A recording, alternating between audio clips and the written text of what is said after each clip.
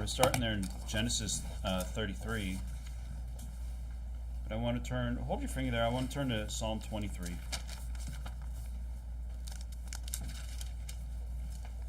What you see in Genesis 33 is Jacob is basically, he's married, he worked for Laban for 14 years.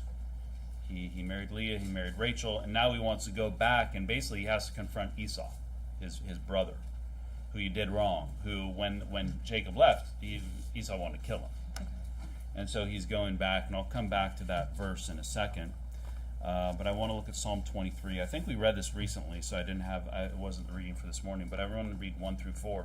The Lord is my shepherd, I shall not want. He maketh me to lie down in green pastures. He leadeth me beside the still waters. He restoreth my soul. He leadeth me in the paths of righteousness for his name's sake. Yea, though I walk through the valley of the shadow of death, I will fear no evil, for thou art with me. Thy rod and thy staff, they comfort me.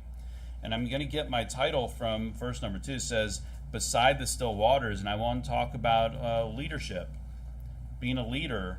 And what we have here is the Lord is our shepherd. The Lord is leading us, and he's going to lead us. It says here, Psalms is saying, hey, lead me beside the still waters.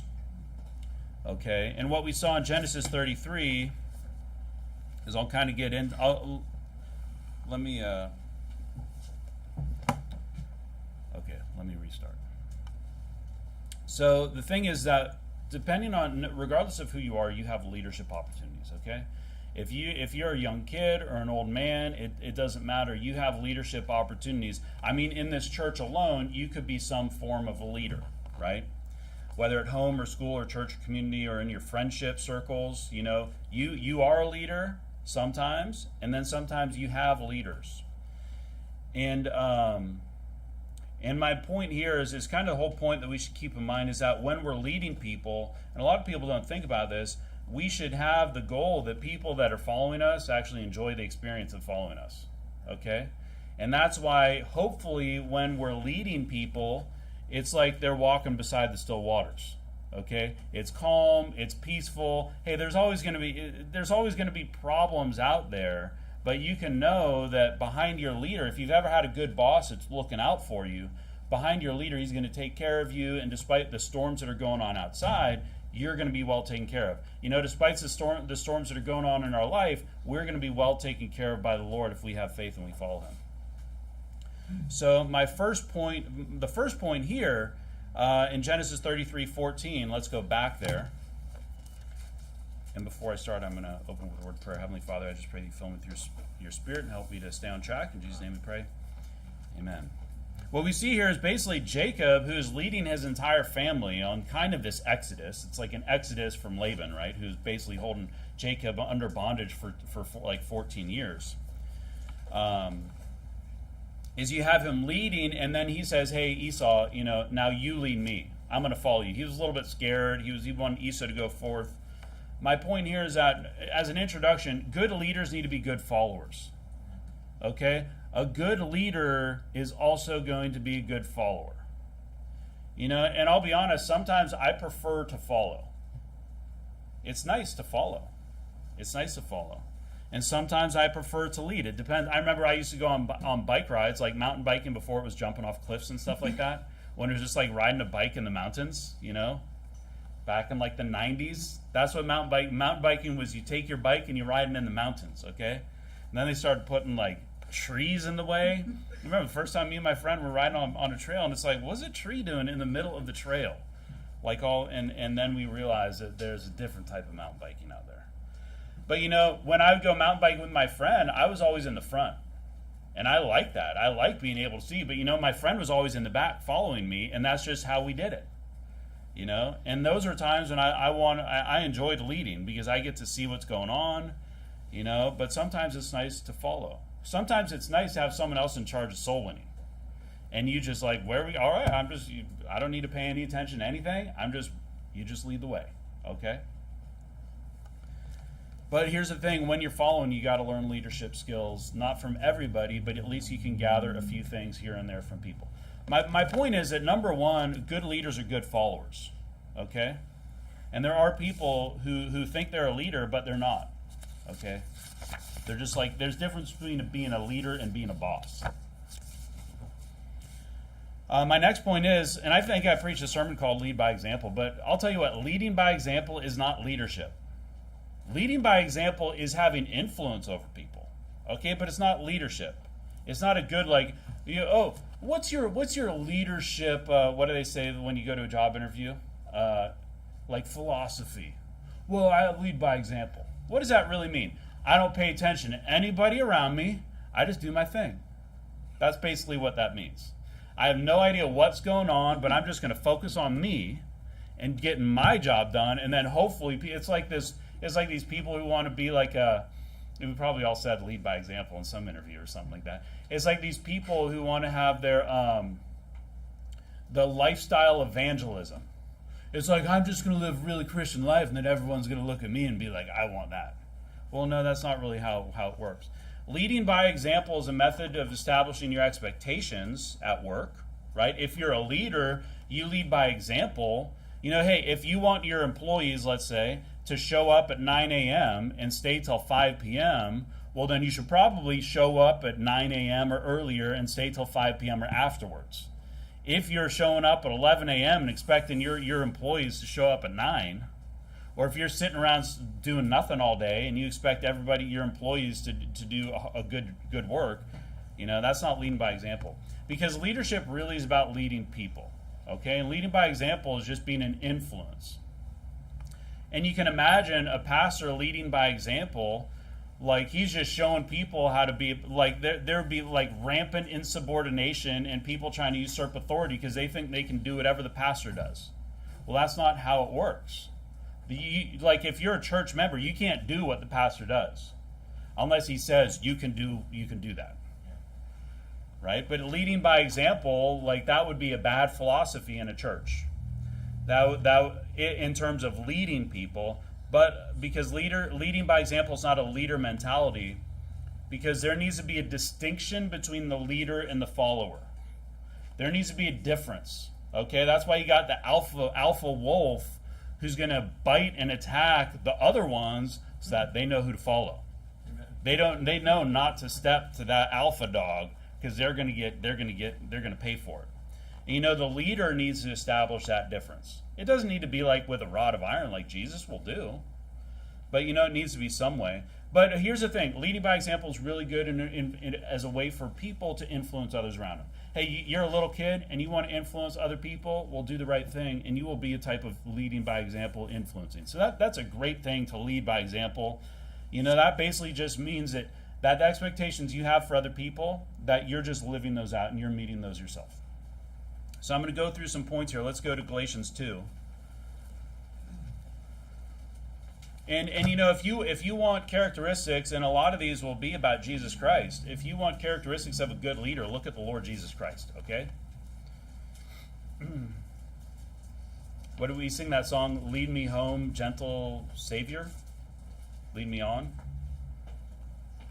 Yeah, I don't know. Something like that. I always forget. I know how it goes though.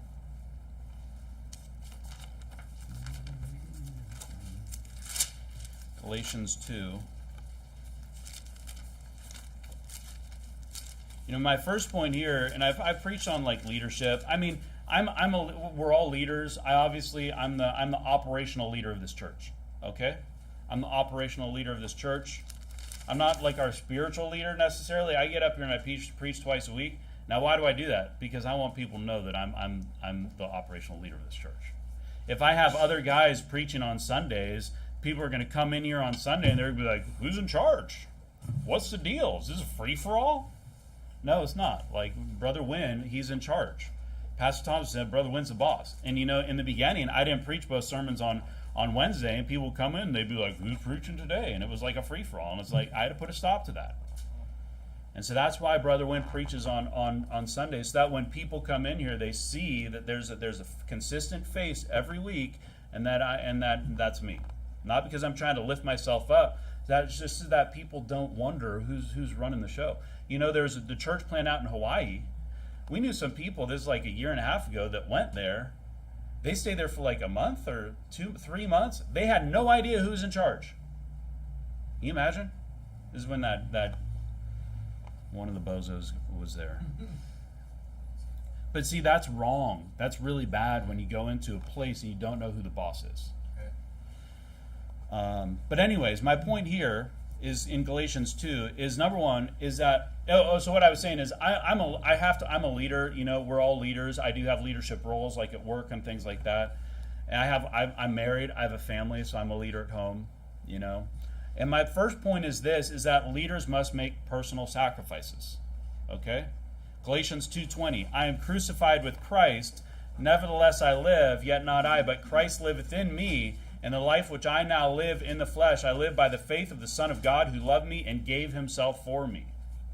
Ephesians 5:25 is the example of the husband making a personal sacrifice just as Christ gave himself for the church. It says, husbands, love your wives, even as Christ also loved the church and gave himself for it. What does that mean? As a leader, even a husband, I know in the new IFB, the husband's going to be like, oh, this is the law, you're doing it. Or you're sleeping out on the porch. You know, but hey, you're going to have to make some personal sacrifices as a man in the house. You're not going to get everything you want as the leader. And you're going to have to compromise, and you're going to have to give a little and take a little and things like that. Like Christ gave his life. He didn't want to die on the cross, but he did anyways. In fact, in Luke 22:42, it says, saying, Father, if thou be willing, go to Numbers 11, if thou be willing, remove this cup from me. Nevertheless, not my will, but thine be done. Christ said, hey, I don't want to die on the cross, but if that's what you want me to do, I'm going to do it. Now, he's following his Father, the Lord, Lord God. But there are times when, as a leader, you're going to need to make personal sacrifices. You're going to need to do things that other people are not able to do or they're not willing to do. You know, you're going to need to do things that people don't want to do. As a leader, you're the end of the road. If it doesn't get done, it's on you. So you're the one that needs to get it done. So, don't have this idea as a leader that you're just going to make everybody do everything for you. That's like the boss that just wants to go home at 2 p.m. every day. No, sometimes you're going to need to make a personal sacrifice, and you're going to have some guys or some ladies that are not as productive, and you're going to have to just make up for that. Numbers 11:14. I mean, for Moses, being a leader was not a walk in the park. Numbers 11:14. I am not able to bear all this people alone because it is too heavy for me. And if thou deal thus with me, kill me. Moses asking God to kill him. I pray thee, out of hand, if I have found favor. He's saying, hey, if you're pleased with me, Lord, just kill me right now. And let me not see my wretchedness. Because I've just had so much of dealing with this people. Because you know what? Leading can be grievous. Everyone says, hey, I want to be a leader. What do you want to do? I want a leadership position. Yeah, we all do. But what's the number one reason we want a leadership position? We want money at work, okay? If I could get paid the same amount by being just like the mopping floors, just walk in, just mop floors all day long, maybe I'd be okay with that. But usually we want a leadership position so we can make more money. That's what the reality is, okay? And hey, in a leadership position, you develop skills and you're more useful. But the reality is no one's like, I want to be the team leader and get paid the same amount that I was getting paid before. I want to get paid more. If you're going to give me more responsibility, yeah. But it's going to be grievous. You're going to be leading people that complain. If you got a teenager, you know what I'm talking about. Just kidding, son. You're a good boy. But hey, you're going to lead people that complain and that grumble just like they did in the wilderness. And there's going to be dirty jobs that need to get done and no one wants to do it. That's not my job. Well, then what has to happen? Sometimes the guy in charge needs to stick around and actually get the job done. Oh, I don't know how to do it. Well, you could actually try, but you're not willing to do that, so now I've got to do the work. Coming in on the weekends. You can't always and a lot of these will be about probably work, because that's where we think about it a lot, but hopefully you can apply it to other things. Coming in on weekends. You can't get other people to stay late, but maybe you can come, as a leader, you can come in on the weekends and you can stay late to get things done. Sometimes people, I don't like having to let people go or do things like that, but as a leader, you got to do some stuff like firing people sometimes. Letting people go that maybe you don't want to, or putting your reputation on the line. As a leader, if you're in charge, it's your reputation that's going to be on the line potentially. You know, some other people screw something up, and you're the one dealing with the customer. It's going to be you. So leading can be a grievous thing. And leading means that sometimes we need to make personal sacrifices, okay? So if you're leading in the home, and you think, I'm the husband, I'm going to get whatever you want. No, you're not. You're going to have to make some personal sacrifices. Even as a mother leading children, you're going to have to, not everything's going to work out the way you want to. Your kids aren't going to grow up to be exactly who you want them to be because they got their own personality. Let's go to Matthew 9.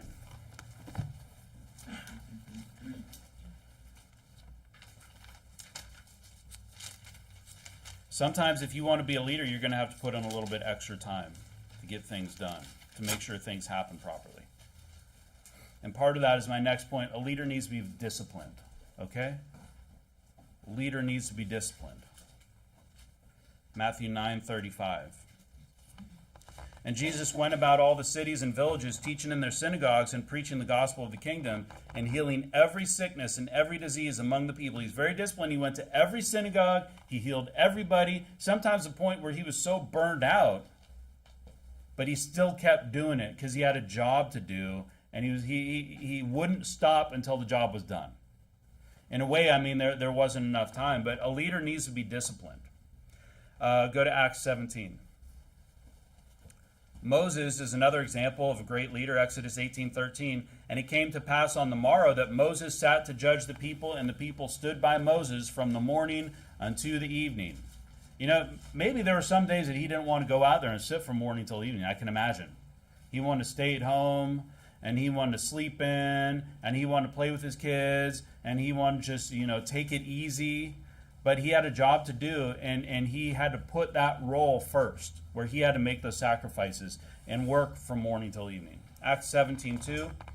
And Paul, as his manner was, went in unto them, and 3 Sabbath days reasoned with them out of the Scriptures. It was Paul's manner to go in there every Sabbath day and reason with him. So his manner to be, he was very disciplined.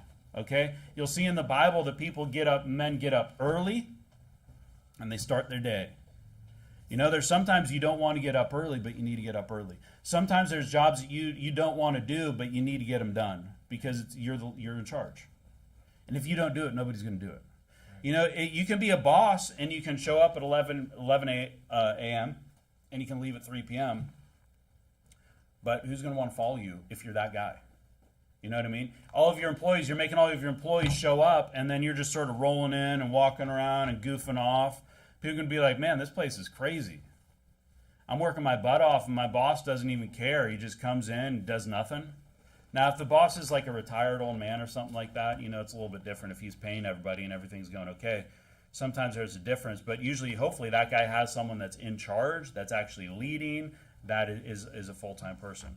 If you want to be a leader, you're going to need to meet your own expectations for your people, okay?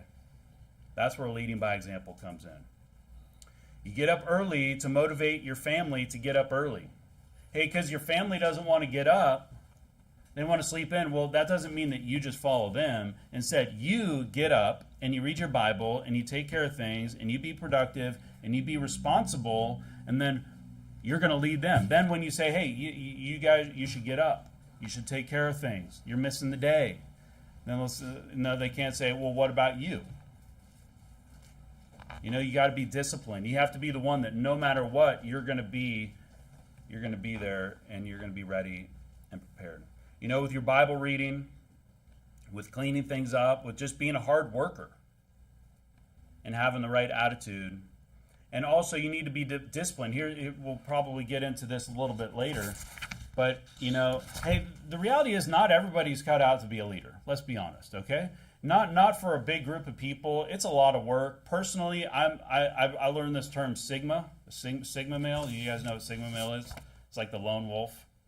It's like the lone wolf, alpha lone wolf. Personally, I kind of think of myself as that way. Because I'm not saying I'm whatever, a Sigma male. But I prefer to actually just be on my own.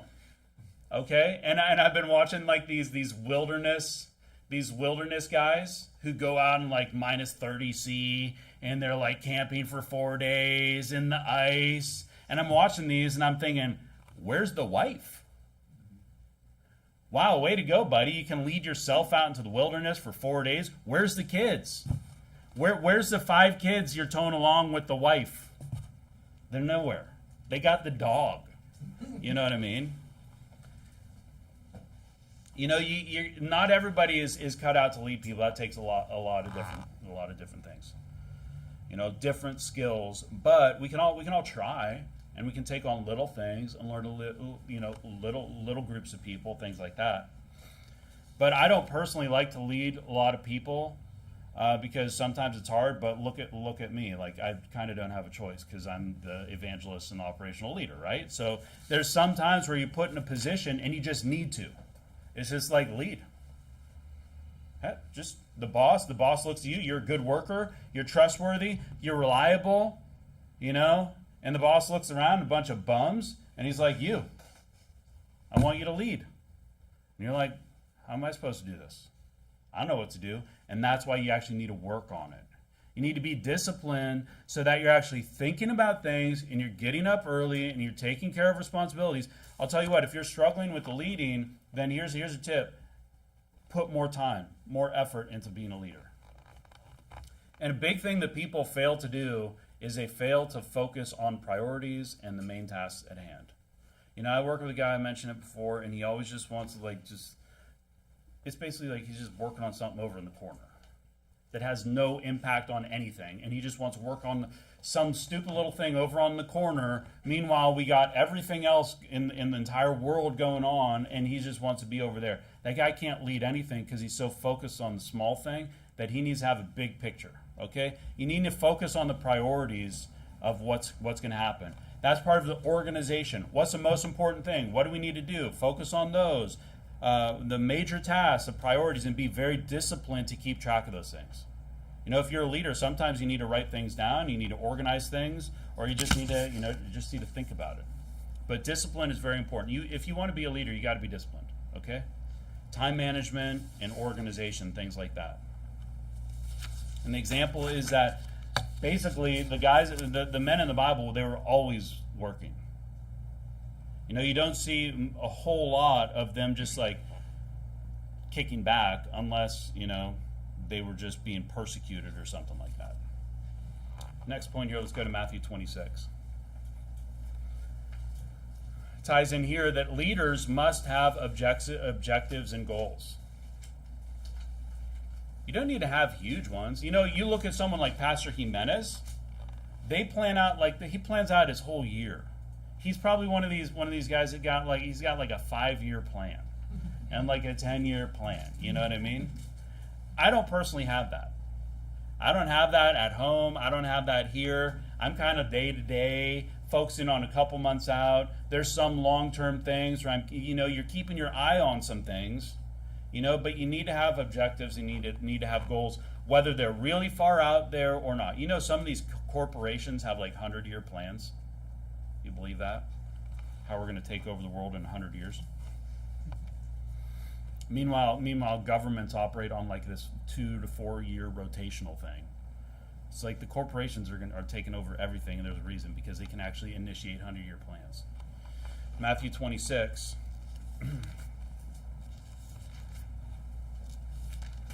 Jesus had a plan. Matthew 26:52. Then said Jesus unto him, Put up again thy sword into his place, for all they that take the sword shall perish with the sword. Thinkest thou that I cannot now pray to my Father, and he shall presently give me more than 12 legions of angels?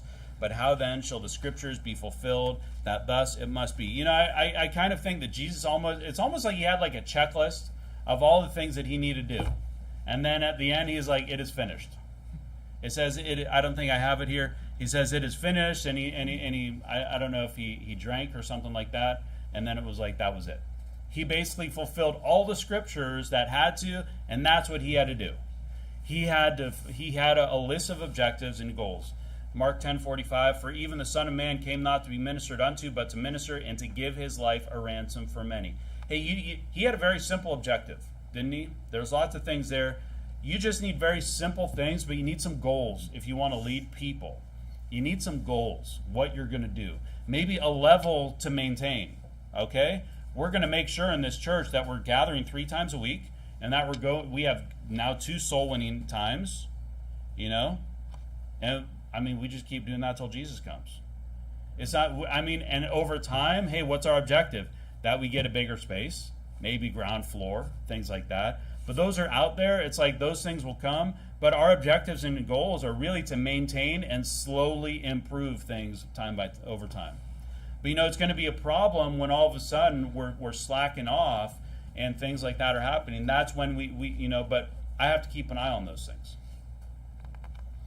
Whether it's general goals or specific goals, whatever's necessary to lead the people that you're leading, whether it's your family. Hey, this is our goal. We're gonna try to save $100 a month. Okay, that's our goal. And our goal is that before we die, we're gonna own a property, okay? If possible. Before we die, we're gonna have some kind of land, okay? Whatever that's going to be, you set objectives and you try to meet them. Now at work, it's going to be a lot more detailed, I'm sure. But in your personal life, just have some things that you want to do, some things to work toward. It actually motivates people too. Psalm 27:11 says, "Teach me the way, O Lord, and lead me in a plain path because of mine enemies." It's really hard to follow someone when they're all over the place. Have you ever worked with someone and they're all over the place? It's like, do this, and then do this, and then do this, and you're like, man, what am I? You keep having me do the same thing over and over. That's why you need to plan things out as far as you need to plan things out to keep people organized so that you're leading them in a consistent manner, okay? If you're always changing and flip-flopping, you're going to be a terrible leader because you're not even looking forward at all. You want to let the Lord here is saying, hey, lead me in a plain path. We want to lead people in a plain, simple, straight path. And there's going to be wandering and things like this, but that's our objective. Something to work towards. Hey, we're going to walk to, we're going to walk over that mountain right there. We're just going to head towards that peak, and when we get there, we're going to figure things out. Something like that. Hey, we're going to walk down here. Hey, we're out soul winning. This is where we're going to go, and then we're going to meet up here, and then we'll figure things out. And you're going to have some criteria for what's acceptable and what's not acceptable when you're leading people. And it doesn't always need to be extremely detailed. You just need to actually think about these things. Let's go to Matthew 16. My next point here, which ties into that one, is that leaders need to look forward. And that's what a lot of people don't do, is they're given a job and they're just focused right here, but they need to think about where they're going and where everybody's going. You need to be looking forward at some kind of goal. Not necessarily the end goal, but some kind of goal to work towards. Matthew 16:1. We're going to read all the way through 12. The Pharisees also with the Sadducees came, and tempting, desiring him that he would show them a sign from heaven. He answered and said unto them, When it is evening, ye say, It will be fair weather, for the sky is red, and in the morning it will be foul weather today, for the sky is red and lowering. O ye hypocrites, ye can discern the face of the sky, but can ye not discern the signs of the times? A wicked and adulterous generation seeketh after a sign, but there shall no sign be given unto it, but the sign of the prophet Jonas. And he left them and departed. And when his disciples were come to the other side, they had forgotten to take bread. And then Jesus said unto them, Take heed, and beware of the leaven of the Pharisees and the Sadducees.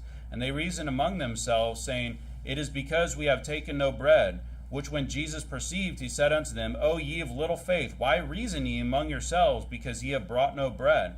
Do ye not yet understand, neither remember the 5 loaves and the 5,000, and how many baskets he took up? He's basically saying, if I need some bread, I can make bread.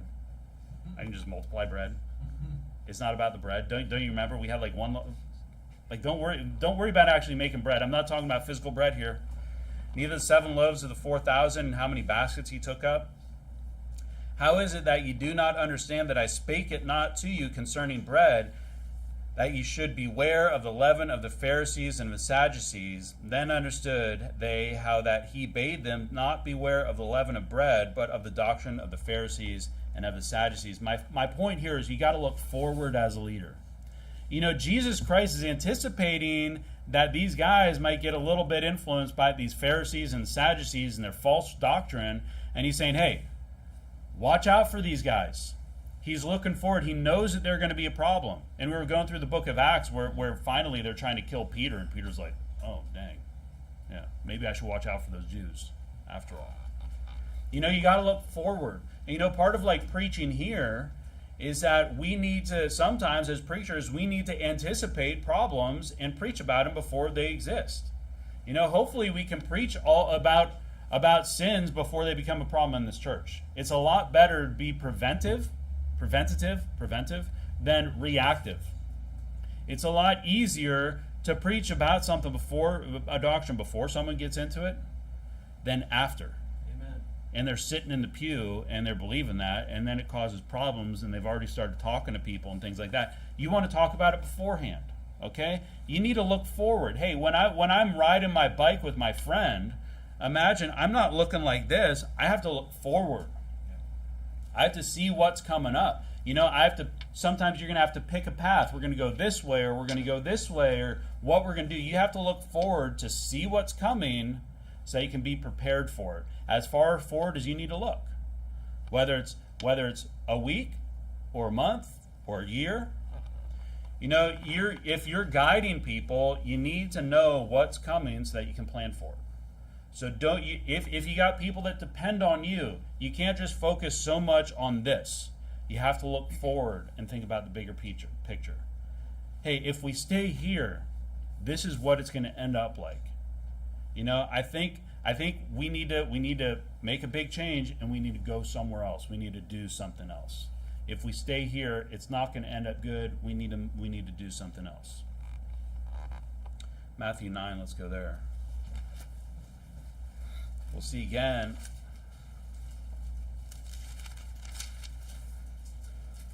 Jesus sort of telling them, the disciples, he's looking forward. Matthew 9:37. Then saith he unto his disciples, the harvest truly is plenteous, but the laborers are few. Pray ye therefore the Lord of the harvest, that he will send forth laborers into the harvest. He's saying, hey, we're going to need some more people. We need some more people in this church because there's more people that need to get saved. So why don't we start praying about that now instead of 10 years from now? You know, we're like, man, I wish we had more people in this church. We need to start doing it now. We need to start looking forward and start thinking about what we need to do to prepare for that. You know, how many times does the Bible tell us to watch? Watch, therefore. Watch. Look out. Watch for what's going to come. Watch out for this. Watch out for that. Think about what's going on. Anticipating things. You know, you can't, as a leader, you know, a lot of times they put you in like this, like you're the leader, but you also have to do all the work. You know, like these leadership, you know, working leader roles or whatever. So you're basically like doing everything everybody else is doing, but then you're also supposed to be in charge. And those are difficult. But, you know, you still have to take your mind off of focusing on this and think about the big picture. You know, like when we were organizing stuff to move over here, to be honest, I didn't really think about how we were going to do it. And kind of was, you know, in my head it was like a disaster, but thank God we had a bunch of good people in here and everything went pretty smooth. But, you know, it would have been a lot better if I had said, hey, we're going to do this, we're going to do this, we're going to do this. I knew what needed to be done, but I didn't actually think about how we were going to do it because I was just occupied with a bunch of stuff at the time. But, you know, ideally, you're thinking about what needs to be done. You're anticipating things. You're planning things out. You know, if you're at work, so you can keep people working. Because the last thing you want them to do is just run out of work. And then they're like, well, I don't know what to do now. You got to anticipate those things.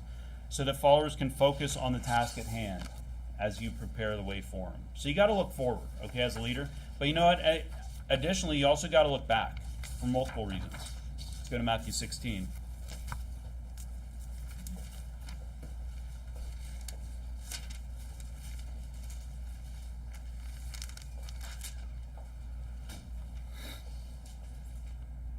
Is this where we just were, I think? Matthew 16, 8. Which when Jesus perceived, he said unto them, O ye of little faith. And then he goes on. He's actually paying attention to the people that he's following. He's not just like one way and he's just spewing things out and he never pays attention to the apostles. Okay? He's actually looking back and saying, did you get that? You're giving the instruction, did you understand that? When you're out soul winning, you're kind of leading them to salvation, right? We're leading them to the Lord. And so what we need to do is we need to bring them along, and then we say, do you understand what I'm talking about? Does that make sense to you? Do you get it? You're actually paying attention to them instead of I'm just going to read this whole page, and then you don't know where they're at. They could be way over there somewhere spiritually, and they're not even with you. You've been trying to lead them, but you're not even paying attention to where they are. Hey, you know what? Pay attention to where your wife is. Pay attention to where your kids are when you're leading them. Hey, where are they at? Are they doing okay? You're going around, you're just trying to be like this beast of a man. Meanwhile, your wife is miserable and your kids are all depressed because you're just like some tyrant at home. It doesn't work that way. Hey, if you're out on a hike or you're out on a bike ride, sometimes you need to turn around and see where the other people are, right? Or what happens. You walk and then finally when you get to the destination, you're like, man, where are they? I got here. Why aren't they here? And people want to get mad at them. Well, you're the one leading. You should pay attention to where the people are. And maybe Grandma, who was talking about Grandma trying to go up I think it was Brother Rosen, or who went on the hike up the hill, and they was like trying to walk with Grandma up this big old hill, and they she's not going to make it. Was that anyone in here? I don't know. But if you're out on a hike or on a bike ride, you got to look back to see where everybody's at. Hey, Jesus is paying attention. He's perceiving what they're thinking. He's anticipating what they're going to do. And so one, you got to look back to the group. If you're following a group, you got to look back and see where they're at. Hey, we got a straggler over there. We got a straggler. We got somebody in church, and I'm not sure. I think they're not totally plugged in. I can see that there might be an issue. Maybe they need a little bit more attention. Things like that, right? Luke 15:4.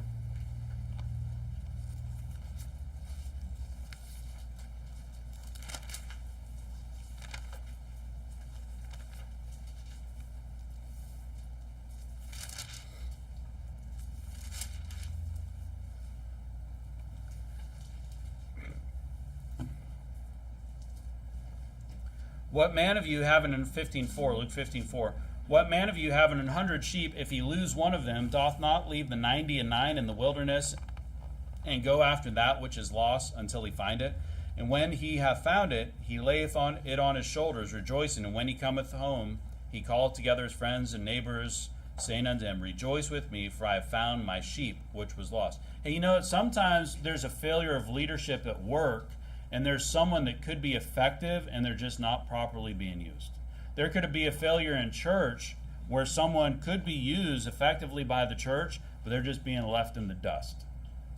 They needed something, and the leader's not looking back, at work, at home. How many kids are growing up in Christian homes today, and they end up just, going to the devil and believing in evolution and becoming some atheist out there because the parents think that they're good, and they're not even paying attention to where their kids are at. You got to pay attention to where your kids are at to make sure that they're actually with you and you're actually raising them properly to understand things. Otherwise, they're just going to be lost. They're just going to be a lost sheep. But you know what? Once you see that sheep going astray, you got to bring them back in. Okay? Let's go to Matthew 15:32. It was meet that we should make merry and be glad, for this thy brother... No, that's Luke. Okay. Matthew 15. Then Jesus called his disciples unto him and said, I have compassion on the multitude, because they continue with me now 3 days and have nothing to eat, and I will not send them away fasting, lest they faint in the way. So first you got to look forward, and also the other aspect of looking backward is you got to look on the past mistakes and the things that don't work, and realize that, hey, maybe as a leader I screwed up. Maybe some of the things that we're doing aren't effective, and you got to change. You got to look forward and say, hey, how are we going to get there? Well, if we keep doing it this way, that way didn't really work, so let's change things up, okay? Change is always good, always makes things exciting for people as well. You know, when things are a little bit different. When we come into a new space, it's like, I mean, we're not preaching any different. But hey, it's a little bit more exciting to be in a new space and see change that's going on. You know what I mean? So you got to look back and consider how you're going to move forward based on the past. But my point here, where he's looking on this multitude and saying, hey, these people need some care, because a leader must pay attention to the group. So you're not just looking back for the stragglers, but you got to look at the group as a whole and care about them and have compassion on them. You know, a lot of time leaders will just focus on themselves and just, especially in business, and them succeeding. But you know, like my boss wants all of us to succeed. Because if we all succeed, then I'm part of that, so I'm going to succeed too. Psalm 31:3, I'll just read it. For thou art my rock and my fortress, therefore for thy name's sake lead me and guide me. You know, the group hopefully looks like we're to look at God as he's our rock, he's our fortress, he's our refuge. He's someone that we can depend on. And you know, the leader, if you're not paying attention to the group, they're not going to feel that way about you, that they can rely on you. Leaders need to do what is best for the whole. You know, I was looking at this because sometimes when election time comes around, I haven't voted and I don't even know. Probably since I voted for Al Gore. You believe that? Wow. Times have changed, haven't they? Hey, I was in California, okay? I was in California, and in California, you vote Democrat. Do you ever watch a Mark Dice, Man on the Street? Those people don't know what's going on. They're clueless as to everything in Southern California, but they're going to vote for the Democratic Party because they live in California. Okay, so that was me. I was going to vote Democrat because I was in California, and if you're in California, you vote Democrat. Unless you're in San Diego. But hey, I was looking at like this conservative party, and I'm thinking, man, is there really any sense to vote? And then I see this Aaron O'Toole, Aaron the Tool. He makes his Twitter post or something saying, I'm pro-choice and pro-LGBT. And it's like, good night, man. But why is he doing that? Because he's looking out for the whole, which needs to be over 50%. He's trying to say, how do I get at least a group that's at least 50%? Well, I have to start making exceptions and just bringing in people that normally wouldn't be in the Conservative Party. But hey, what we need to do is not do like that, not compromise, but we need to think about, hey, what's good for the whole? You know what would be good for that party if they want to be legit is to say, hey, nuts to you pro-choice LGBT people. Hey, nuts to you. Because we're gonna keep our we're not going to sell ourselves out for some votes. But you know, we need to pay attention to the group, the greater good. And sometimes that means purging the bad people, right? So hey, sometimes the hard part of being a leader is that you got to purge the bad, or you got to come down on people. You know, correcting and you're preventing problems, you're anticipating things so that the group moves together. The goal of leadership is that you're a shepherd, you want all the sheep to go together. You want everybody to go together. And if there's someone, if that 100th sheep is always just running away, maybe you got to barbecue that thing, okay? Maybe you got to eat that and just say, all right, we got 99 good sheep. You got to slow down and make sure everyone is united, because that's what Jesus is saying. He's saying, hey, we need to slow things down. It's a little rough on people here. So we got to pay attention to the group, what's best for the group. And sometimes you might need to make a personal change, a personal sacrifice for the group, whatever that is. And also we need to pay attention to individuals. Let's go to Mark 8.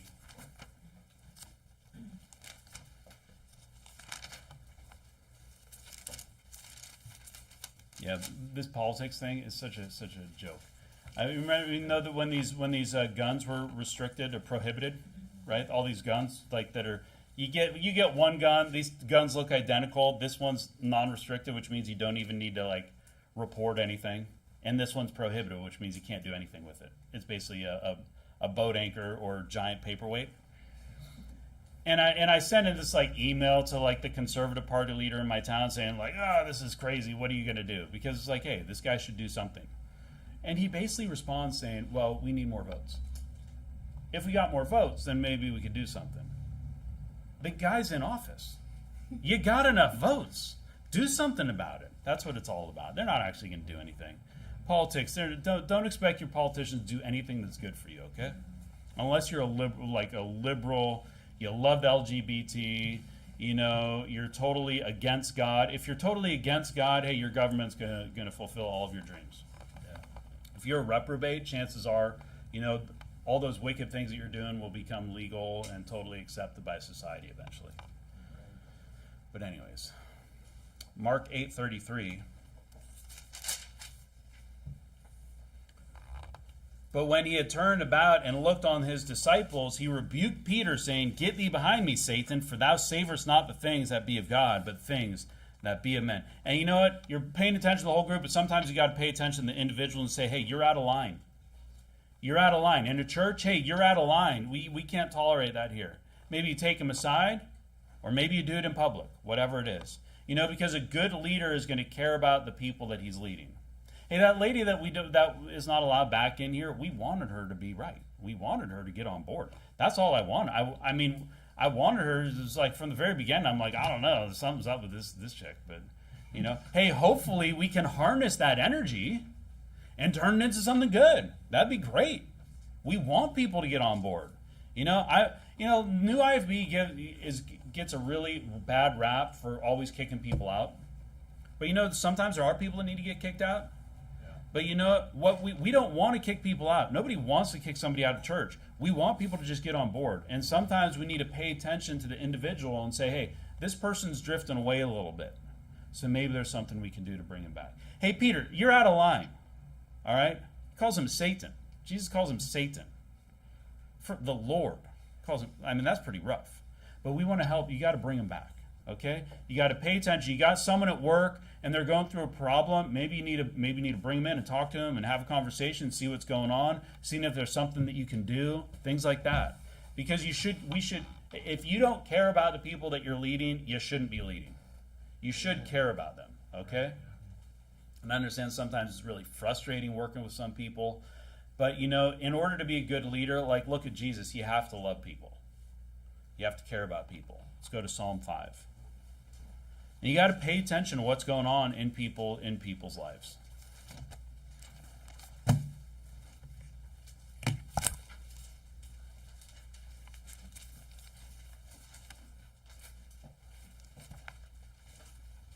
The Bible tells that the husband's supposed to dwell with the wife according to knowledge. Right? Hey, depending on who you marry, men, you're going to have to lead them how they should need to be led. You can't lead wife A the same as wife B. I'm sure when Jacob was leading Leah, the way he was with Leah was different from Rachel. Two different ladies, two different personalities. You got to adapt to both of them. You can expect more from one than the other in certain areas and more than the other in other areas and things like that. You got to pay attention to the individual. You can't just do this blanket thing necessarily across all people and expect the same results from everybody. And you got to have some window to let people sort of fail and succeed and things like that. A lot of times people want to be too harsh, and if you work for a bad boss, they just want to come down on everybody for every little thing. But hey, people learn by making mistakes, don't they? The problem is if you keep making mistakes, then you're just not going to be given that responsibility anymore. Psalm 5:8, Lead me, O Lord, in thy righteousness because of mine enemies. Make thy way straight before my face. Let's go to Psalm 27.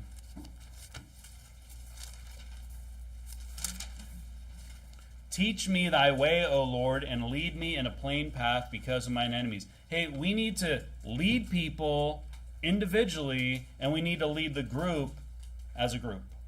There's both, okay? There's both aspects to being a leader. Leading what's good for everybody, and then leading what's good for an individual, okay?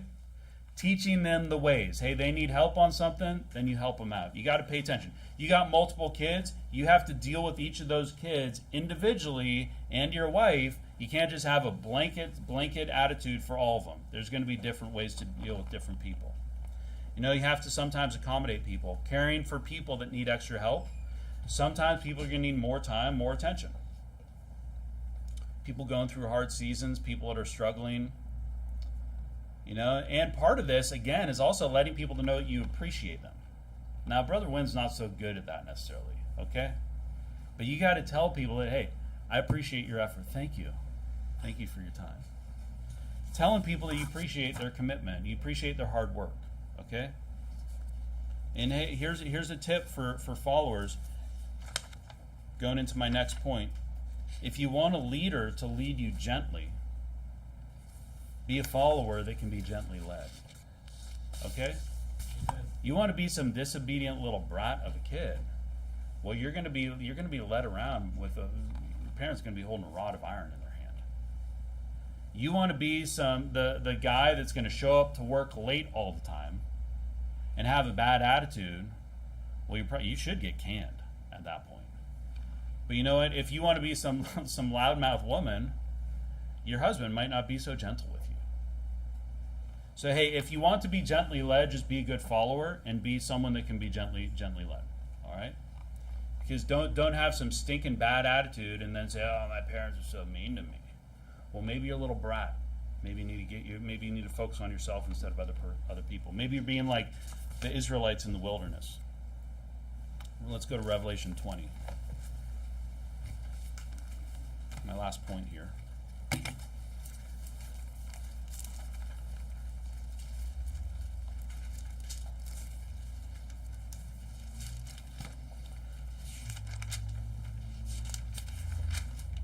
Jesus was a great leader. I mean, think about this. When Jesus was around, the apostles didn't fear for anything. They weren't hiding like they were in the book of Acts. Because Jesus could deal with everything. He knew when to go this way and when to go that way. They weren't afraid of anything when Jesus was around because he cared about them and they knew that he would protect them. Revelation 20:11. And I saw a great white throne and him that sat on it, from whose face the earth and the heaven fled away, and there was found no place for them. And I saw the dead, small and great, stand before God, and the books were opened, and another book was opened, which is the book of life.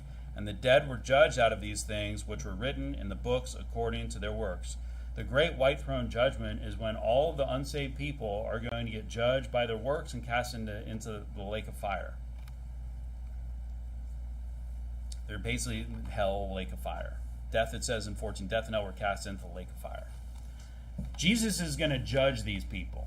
And he's also going to judge the saved, Revelation 22:12. And behold, I come quickly, and my reward is with me to give every man according as his work shall be. You know, leaders must judge. Too many times there are people in leadership positions and they don't actually want to deal with anything negative. They don't want to deal with problems. I don't want to deal with problems, but you know, if I'm running a church and I want to keep a tight ship, I got to deal with problems sometimes. There are things that I have to do that I don't want to do, but I have to do it because this place needs to be organized. Order needs to be maintained. And pastor isn't going to come up every time something needs to happen. I need to deal with those things. And as a leader, I need to judge people sometimes because, hey, don't judge.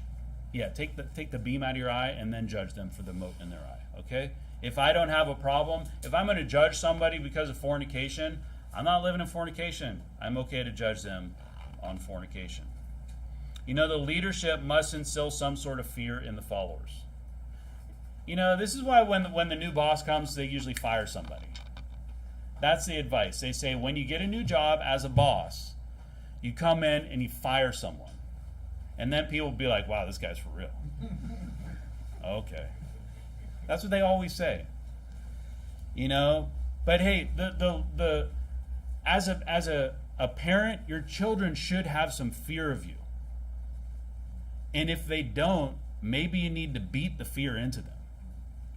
Maybe you need to threaten, maybe you need to take some things to the next level because the leader, hopefully it's not, at work, don't be beating on your employees when they're bad. But you know, they should fear that if they don't meet the expectations and if they're not doing things, then there is going to be a consequence. That's part of leadership. Leadership is doing that. Sometimes, and sometimes you're just going to be a bit disappointed. You're just going to be like, I'm so disappointed in you. What are you going to do? You can't fire your children. You're fired. See ya. You're sleeping outside. Okay. But hey, there's different things, but there needs to be some sort of fear. And if you like, as a family, usually just like mom being upset at the kid or dad being upset at usually that's enough. Hopefully, if you got a good kid and a good relationship, you know the kid's like, okay, I need to get that under control. Let's go to 2 Chronicles 17, last one.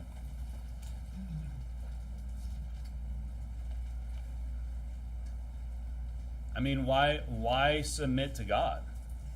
Out of fear. Out of love, but also out of fear.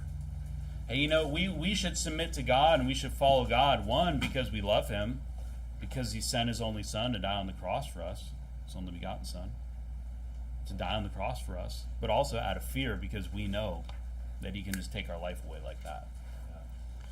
2 Chronicles 17:10, and the fear of the Lord fell upon all the kingdoms of the land that were round about Judah, so that they made no war against Jehoshaphat. You know, there's fear caused them to refrain.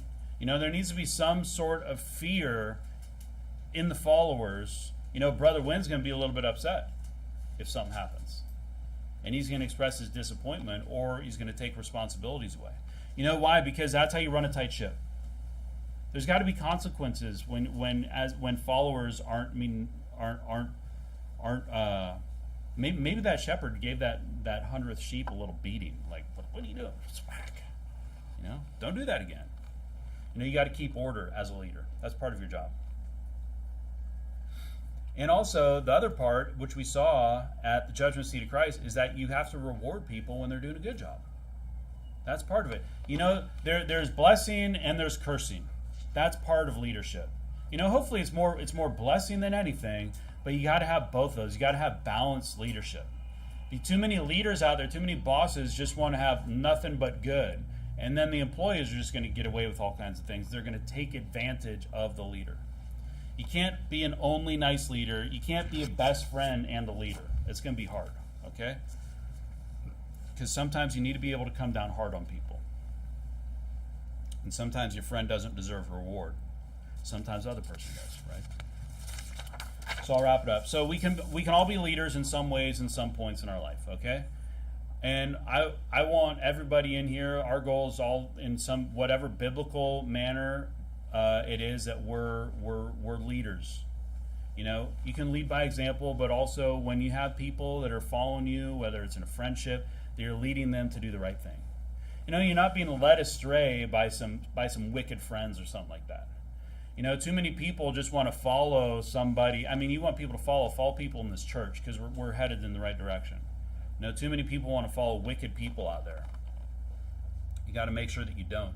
You know, being a good leader is not always easy and it's not always fun. So I had the two intro points. Good leaders are good followers. Leading by example is good, but it's not leadership.